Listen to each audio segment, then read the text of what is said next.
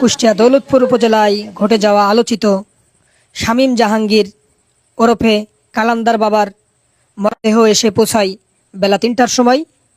আইন শৃঙ্খলা বাহিনীর কঠোর নিরাপত্তায় জানাজার নামাজ অনুষ্ঠিত হয় তার নিজ এলাকা কুষ্টিয়া দৌলতপুর উপজেলা ফিলিপনগর ইউনিয়ন ইসলামপুর গ্রামে। জানাজার নামাজে অংশগ্রহণ করেন তার নিজ এলাকাবাসী ও আত্মীয় স্বজন।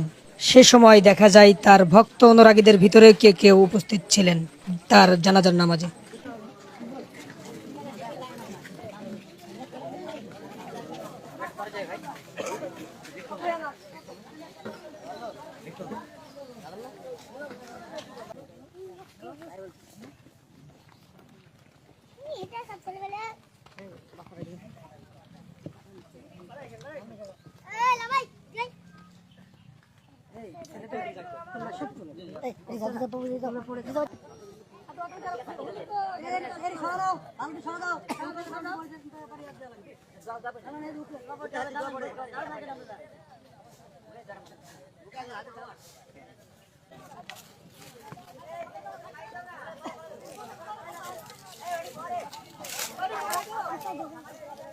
সামনে